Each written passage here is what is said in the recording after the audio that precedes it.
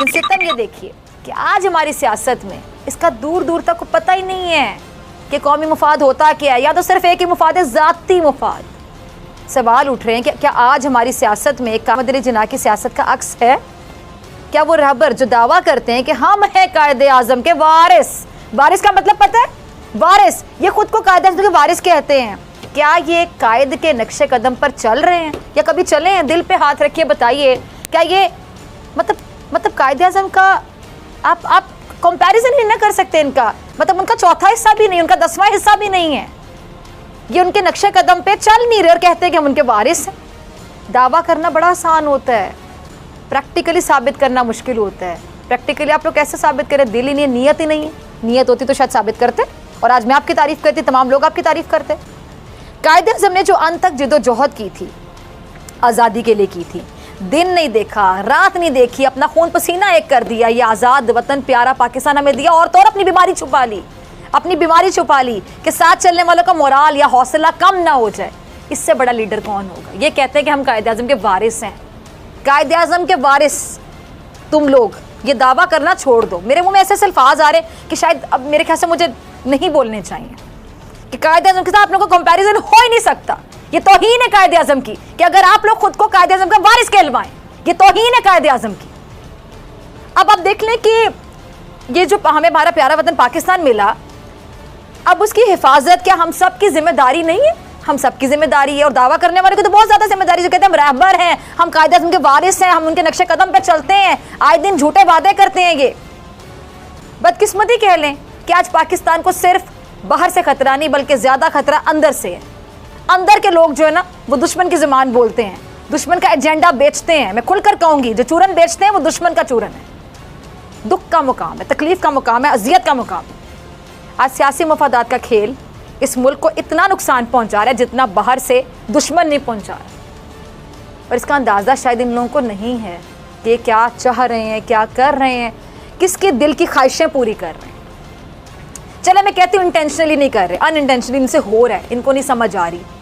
हालांकि इतने बच्चे तो नहीं, ये चूचे काके तो ये नहीं है कि इनको समझ नहीं आ रही। कुछ चूचा काका तो नहीं है ना जो सियासत में बाल सफ़ेद कर लिए, कईयों के तो बाल ही झड़ गए। अब मुझे बताएं कि इनको इतनी समझ नहीं आ रही? इनको सब समझ है। चले फिर भी 2 सेकंड के लिए मान ले कि अनइंटेंशनली कर रहे हैं, ये किसी के कहने पे नहीं कर रहे, किसी का एजेंडा लेकर नहीं चल रहे, किसी दुश्मन के अल्फाज इनके मुंह से नहीं निकलते, इनकी अपनी सोच भी दुश्मन से मिलती। चले ये कह ले, कुछ तो माने ना। ये इनको शायद खुद अंदाज़ा नहीं है कि ये क्या कर रहे हैं, किसके साथ दुश्मनी कर रहे हैं। अपनों के साथ दुश्मनी कर रहे हैं, और ये दुश्मन से बदतर हैं जो अपनों के लिए दुश्मन साबित हो रहे हैं। अफसोस के साथ मैं कहूँगी कि आज का पाकिस्तान वो पाकिस्तान है ही नहीं जो कायदे आज़म चाहते थे। कायदे आज़म की सियासत ज़ातियात से पाक थी, तब ये पाकिस्तान हमें मिला। अगर वो अपनी ज़ात का सोचते तो दुनिया जहान की नेमतें उनके कदमों में आ गिरती, लेकिन उन्होंने अपनी ज़ात की नफ़ी करके अजीम कुर्बानी दी, सिर्फ़ और सिर्फ अपनी कौम के मुस्तकबिल के बारे में सोचा। मैं अपने अल्फाज दोहराऊँगी, अपनी बीमारी तक छुपा ली ताकि साथ चलने वालों का हौसला कम ना हो। इससे बड़ा लीडर कौन होगा? अब आज एक कौम और एक मंजिल की बात होती तो है, लेकिन प्रैक्टिकली क्या होता है आपके सामने है। बदकिस्मती कह रहे कि 70 साल से ज़्यादा अरसा गुजर जाने के बावजूद हम अपनी मंजिल पे पहुंचना तो दूर की बात, यही नहीं पहचान सके कि हमारी मंजिल आखिर है क्या। जब आपको पता ही नहीं कि आपने जाना कहाँ पर, आपकी मंजिल है कहाँ पे, तो कैसी कोशिश? रोड मैप आपके पास है ही नहीं, आपको पता नहीं कि मंजिल क्या है, तो कहाँ चलेंगे, किस तरफ चलेंगे? इधर चलेंगे, उधर चलेंगे, उधर चलेंगे, कहाँ चलेंगे? आप बुखलाहट का शिकार रहेंगे। और यही हाल होगा जो आज है हमारा। अफसोस के साथ कह रही हूँ, हमें पता ही नहीं हमें किस समत में जाना है, किस डायरेक्शन में जाना है। रहबर भी ऐसे मिले जो कि रहजन से कम नहीं। आज मादरे वतन को एक कौम की तलाश है, लेकिन ये कौम गिरोहबंदी का शिकार हो गई है। और अफसोस के साथ करने वाले आज हमारे ये सियासी रहबर हैं। आज उसूली नज़रियात को नज़रअंदाज करके नजर ज़रूरत की तरफ दौड़ लगाई जा रही है। सिर्फ एक ही नज़रिया इन लोगों का, नज़रिया ज़रूरत के, मेरी ज़रूरत किस नज़रिए से पूरी होती है। क्लियर। आज इन्हीं रहबरों को अवाम के मसाइल से कोई सरोकार ही नहीं, इनको कोई फ़र्क नहीं पड़ता। अवाम कितनी भी परेशान रहे, इनको कोई फ़र्क नहीं पड़ता। अवाम की अजियत से, अवाम की तकलीफ़ से, अवाम के मसाइल से, अवाम की परेशानियों से, अवाम के गम से कोई फ़र्क नहीं पड़ता, क्योंकि इनका एक ही नज़रिया ज़रूरत, अपने मुफादात। कायदे आज़म पाकिस्तान को एक फलाही रियासत बनाना चाहते थे, लेकिन आज अवामी फलाह से ज़्यादा सियासतदान ज़ाती फलाह के लिए ज़्यादा जोर लगाते हैं। और यही तो वजह, इसीलिए तुम्हारा मुल्क क्या खड़ा हो गया आके। फिर एक दूसरे पर इल्ज़ाम तराशा करते, इसकी वजह से, उसकी वजह से, उसकी वजह से। अपने गिरोबानों में झांक के कभी ना देखना तुम लोग। अगर झांक के देखोगे ना शर्म से डूब मरोगे। मैं ये चैलेंज करती हूँ तुम लोगों को आज। कायदे आज़म किस तरह का पाकिस्तान चाहते थे? कभी आप लोगों ने सोचा? जो झूठे दावे करते हैं वो पाकिस्तान को कैसा बनाना चाहते थे, कभी सोचा और बनाया आप लोगों ने? दिल पे हाथ रखिए, चले ना माने सबके सामने, आईने के सामने खड़े हो आप सियासतदान और पूछिए खुद से कि क्या आप चौथा हिस्सा भी हैं कायदे आज़म का, 10वां हिस्सा भी हैं? प्रैक्टिकली सिर्फ बातें करते हैं आप। अब हमने एक दो कौमी नजरिए की बुनियाद पर पाकिस्तान हासिल तो कर लिया, लेकिन आज अफसोस के साथ मुझे कहना पड़ रहा है कि ये वो पाकिस्तान नहीं है जिसका ख्वाब हमारे मोहसिनों ने देखा था। आज दुनिया टेक्नोलॉजी में कहाँ से कहाँ पहुँच गई, लेकिन हमारे मसले रोटी कपड़ा मकान से आगे बढ़ ही नहीं सके, और इन सियासतदानों की वजह से नहीं बढ़ सके। पीपल्स पार्टी ने हमेशा रोटी कपड़ा मकान का नारा लगाया, बदकिस्मती देखिए आज भी वो अपने मंशूर में उसी नारे को शामिल करके वोट मांगती है। आज भी भुट्टो जिंदा के नाम पे वोट मिलता है। भुट्टो को जिंदा रखें, बाकी सब मार दें। नून लीग का नारा है अमन, तरक्की, खुशहाली। पीटीआई तब्दीली, तब्दीली, तब्दीली। कहाँ है तब्दीली? जरा मुझे भी दिखाएं।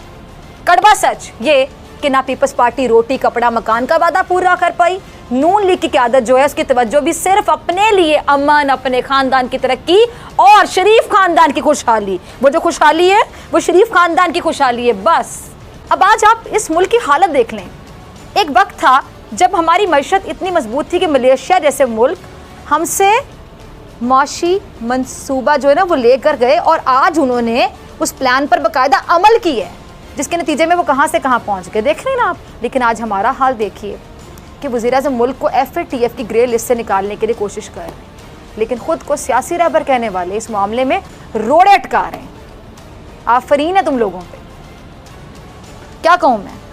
आज पाकिस्तान स्टील मिल्स बंद पड़ी है, PIA जैसी लाजवाब और बाकमाल एयरलाइन ज़वाल का शिकार है। एक वक्त था जब एमिरेट्स नामी इंटरनेशनल एयरलाइन, जिसके अमले को पाकिस्तान एयरलाइंस के पायलट्स ने तरबियत दी थी, सोचें ज़रा, वो भी तो वक्त था ना। और ये भी वक्त है जो हम देख रहे हैं, रेलवे खसारे की पटरी पर चल रही है।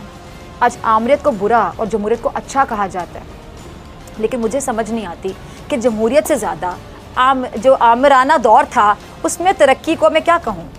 मैं आमरीत की हामी नहीं हूँ और मैं जमहूरियत के ख़िलाफ़ नहीं हूँ, लेकिन इस हकीकत को मैं क्या कहूँ कि आमरीत के दौर में तरबेला और मंगला जैसे डैम बने, सनती तरक्की की बुनियाद रखी गई, लेकिन जमहूरी हुकूमतें मिलकर एक काला बाग डैम ना बना सके। अब जब वज़ीर-ए-आज़म इमरान खान साहब ने डैम के लिए कौम से मदद की अपील की, तो मुखालिफिन बजाय मुल्क का सोचने के उस पर भी पॉइंट स्कोरिंग करने में लगे रहे। आपने देखा सुना, अभी पॉइंट स्कोरिंग ही है ना जिसने हमारे प्यारे वतन को हर लिहाज से यहाँ तक पहुँचा दिया, ये नुकसान पहुँचा दिया। सियासतदानों की इक़्तिदार की छीना झपटी कह लें, उसने जमहूरियत को खोखला कर दिया। अब पता नहीं कि जमहूरियत, अब जमहूरियत जब कहता है ना कोई, तो यकीन जानिए लोगों के तासुरात कभी देखिएगा, जब कुछ जमहूरियत कह के देखिएगा जमहूरियत, और देखिएगा सामने वाले के तासुरात क्या होंगे, नॉर्मल नहीं होंगे बिल्कुल भी, जिसकी वजह हमारे सियासतदानों के एबनॉर्मल रवैये इस कौम के साथ, इस मुल्क के साथ, और नीयत जो थी नहीं, होती तो ये हाल होता, बेड़ा गर्क होता।